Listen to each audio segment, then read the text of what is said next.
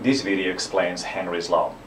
The goal of Henry's law is to try to be able to write chemical potentials for when you have a solution that does not behave ideally. Okay.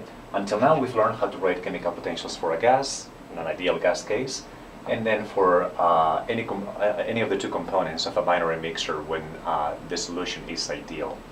And what we've said is that the key to determine if the solution is ideal is that when you draw this pressure versus composition diagrams, both components follow Raoult's law. Okay, so Raoult's law is just a linear relationship between the vapor pressure on top of a liquid mixture and the mole fraction in the liquid, which you can draw like this. Okay, I'm going to use a dash line here because we're going to examine deviations from ideality. Okay, so this is what you expect to find if the solution behaves ideally. But in many cases, it turns out that solutions do not behave ideally. Okay, instead, they have either positive or negative deviations, as we have seen in a prior video.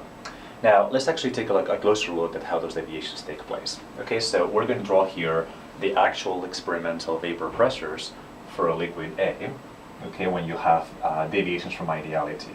And what you actually measure is that, well, while there are deviations, there's actually a range in which Raoult's law is actually satisfied at very high concentrations.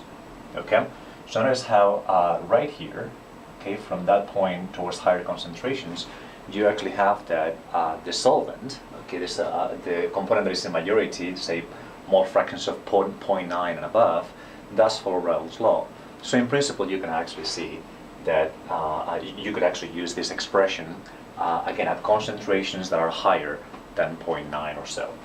Now, what happens from the rest of the curve? Well, what we can actually do is take a look at the low concentration region, right? So when the mole fraction of A falls to very low values, because in that case, A will be the solute, and this will be a very dilute solution.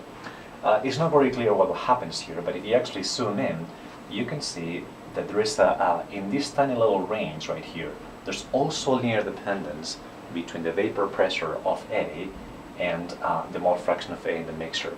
Okay, so I'm actually going to draw over it here using a different color line. Okay, so again, at very low concentrations, you can see that the actual experimental pressure follows a line that is also straight. I'm going to try to draw straight using a dot dash trace here. Okay, which is what we call Henry's law.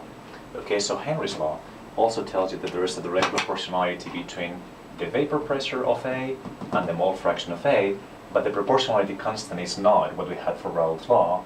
Okay, it's not going to be something different. Okay, so while for Raoult's law we have that the vapor pressure is directly proportional to the mole fraction in the solution, and the proportionality constant is the vapor pressure when pure. Okay, Henry's law is going to be very similar. Okay, P sub A is equals to A, but the proportionality constant is different. Okay, this point right here, that's what we call Henry's law. And the way we write it is K of Henry, the Henry's constant for component A, and we're going to write a prime there because there's a second version of that constant that we're also going to handle. Okay, so the way that you write this expression would be K sub H A prime. Okay? Alright, this law is very important because it's going to allow us to write the chemical potential for this component when you're at very low concentrations, and we're going to see how to do it in a future video. Okay, but it also controls a lot of the solubility of gases and liquids that we have in a natural world. Okay, when you think about the ocean, what this is telling you how much of gas that is on top of the ocean can be dissolved in the water, in the ocean water, okay, and that is just controlled by Henry's constant. Okay, so we know that there are gases dissolved in water, for example, oxygen, nitrogen, and so forth, because aquatic life is possible, right? So fish can breathe in the water and extract the oxygen that is dissolved in that water, and then be able to do metabolism and essentially live, right? So it's actually this law that controls the solubility of gases on solutions. Again, this applies because you're at very low concentrations, right? So the amount of oxygen that you have dissolved in water is very tiny. You would be right in this region, and that's when Henry's law applies. Okay. Okay, so that's one of the great applications of Henry's law, and then we will see a few problems to exemplify that. Now, well, this is the parent Henry's law. We're actually going to be using a slightly different expression when we do numerical problems. Okay, and that slightly different expression for Henry's law is actually going to be, or it emerges from the fact that when you're at very low concentrations, the mole fraction of A, okay, is proportional, okay, so there's going to be a constant here, to the molar concentration. Okay, so while the mole fraction is something very useful because it lets you know the relative amount of one molecule to the other in a mixture, okay, usually when we do numerical problems or go to the lab, it's much easier to work with molar concentrations. Okay, so it turns out that there's going to be Henry law that depends on the molar concentrations that is going to be a little easier to use in numerical problems than in the laboratory. Okay, so let's try to see how that would work. Right, so we take the original Henry's law, and then we replace that mole fraction in the liquid by the proportionality constant, the molar concentration, okay, and that is going to be equal to Kh of A prime. Okay, and then what we can do is actually solve for the molar concentration. Okay, and that is going to be equal to the vapor pressure that you have, multiplied by 1 over this constant, K, H, A prime. Alright, so this is just another constant, okay, which we're going to call Henry's law, or Henry's constant as well. Okay, P sub A multiplied by K sub H A.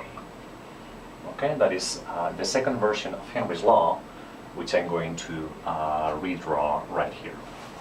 Okay. Okay, that will be the mole fraction, the molar concentration of A is equal to the vapor pressure of A on top of the liquid over K H A. Okay, so again, notice that these two Henry's constants are going to be different, and this is usually the expression that we're going to be employing in numerical problems, even though this one might also appear. So a question that you might have is, well, how do I tell them apart? How do I actually figure out which one of these two expressions do I have to use? That's fairly simple, because the units of the constants are going to be very different. Notice that here, to the left-hand side of the equation, you have units of pressure, Pascal typically, and this is dimensionless. What that means is that this constant needs to have units of pressure, typically Pascal. Okay?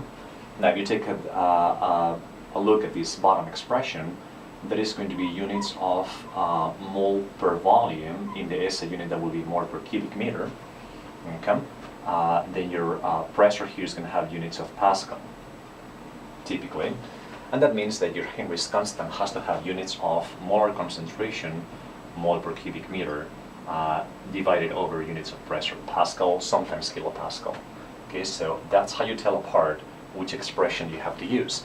If the statement is giving you a Henry's constant that has units of Pascal, then that's the expression that you have to use. If this problem is giving you a Henry's constant that has units of concentration per unit pressure, then that's the law that you have to use. Okay, but again, both of them are just versions of what we call Henry's law.